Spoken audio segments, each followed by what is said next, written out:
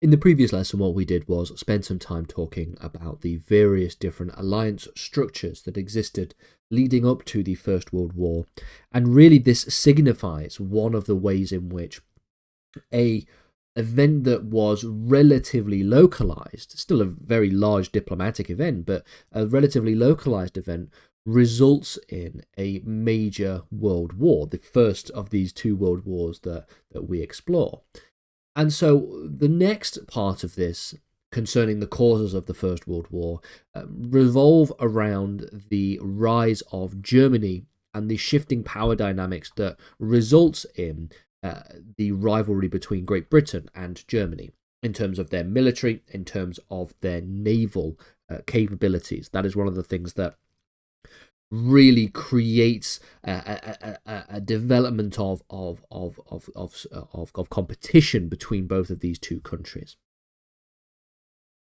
So the first point that needs to be noted is that, of course, Germany really doesn't exist in the way that we know it today as a sort of unified state and as an empire until the 1870s. It's a relatively new empire.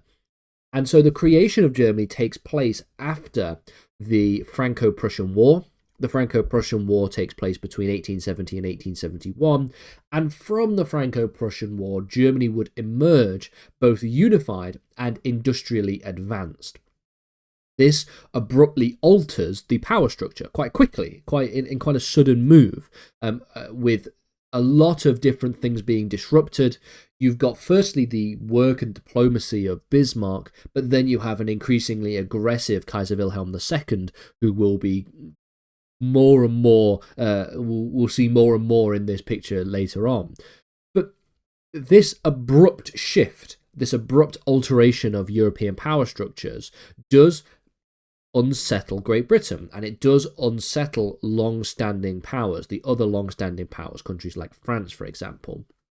Germany's newfound strength begins to foster concern among the British and would then start to contribute to Great Britain realigning alliances across the continent and sort of emerging out of this period of splendid isolationism, thinking, well, we should be really getting involved with European politics again a little bit more. The major location, if you will, or the major area in which we can see this kind of rise in competition is when we think about the naval arms race between Great Britain and Germany. Okay, and there are a variety of different plans that are elucidated, that are proposed by both Germany and Great Britain, that leads to the size of both of their navies growing and growing and growing. Obviously, Great Britain has historically, as being an island nation, has historically always been very proud of her very large navy. When she is then also an empire from the sort of 1600s onwards, you can see that the navy, the naval aspect of Great Britain becomes a very key point of British pride, having the largest navy in the world, the Royal Navy. And so this idea that Germany would try to challenge that proposition, try and challenge the fact that they are the largest navy, of course, is going to push Great Britain's nose out of joint, if you will. And there are a variety of different plans that we can see. So from 1898 onwards, in Germany, you have the Tirpitz Plan, where which was spearheaded by Admiral Alfred von Tirpitz, and was an aggressive policy of naval expansion.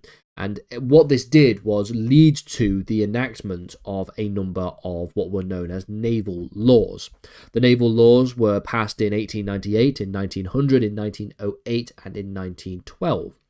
And fundamentally, German Admiral Alfred von Tirpitz builds a formidable navy on the high seas, creates a large high seas fleet. By 1914, Germany stood as the world's second largest navy and growing closer to that of the size of Great Britain's.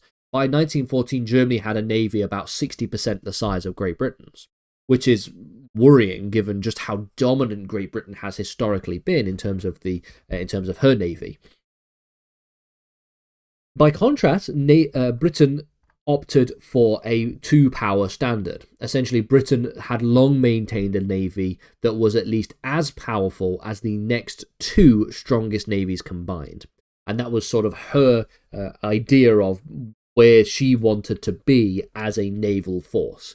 They were like, if we can just be as big as the second two combined, then we'll be happy. We'll be happy with that kind of naval domination. And this becomes known as the two-power standard.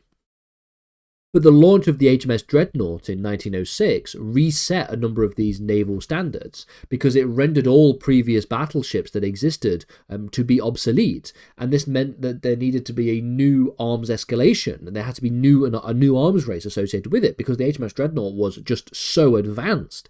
It rendered, if any other country had any kind of similar naval force, it would render all the other naval standards completely obsolete. It's like if you make a load of, let's say, tanks, for example, in 1914, and you make thousands and thousands and thousands, and you're a really dominant force with all the sort of World War I tanks. And then someone comes along with a World War II tank, let's say a Tiger, and only makes 10 of those. Well, now all of a sudden, you are completely outmatched. And you have to take into consideration not only the number of different ships or tanks or whatever it is that you are building, but you have to take into consideration the advancements of it. Because when a new technology creates a whole new playing field, it means that all of the other previous battleships are obsolete, and it means that there has to be a resetting of the standard. And so the two-power standard is needing to be implemented and triggering a fresh arms race. The German naval build-up also was a political disaster because it began to alarm British public and it began to alarm the British politicians. And so in response, Britain invested even more money into advanced dreadnoughts. By 1914, for example, Britain had completed or laid down 23 new dreadnoughts, 7 battle cruisers, while Germany had 15 dreadnoughts and 6 battle cruisers on order. So at the turn of the First World War, Germany's catching up. Germany's getting a lot closer to where Britain is in terms of naval superiority. In 1912, in what becomes known as the Haldane Mission to Berlin, this sought to try and calm the tensions through informal limitations on battleship productions. Essentially, the Haldane Mission was a sort of secret, informal attempt for everyone to go, right, okay, we can all see what's going on here. We can all see that there is clearly a lot of competition happening. It's getting out of hand. Why don't we just both agree that we're going to limit our battleship production? And this is where Britain asked Germany to first curb its naval expansion, and Germany, of course, declined, and a mutual mistrust would then begin to prevail. The Haldane Mission ultimately fails. So what this ultimately does is leads to naval engagements in the First World War. We will get to various different naval engagements in more detail in future lessons' time.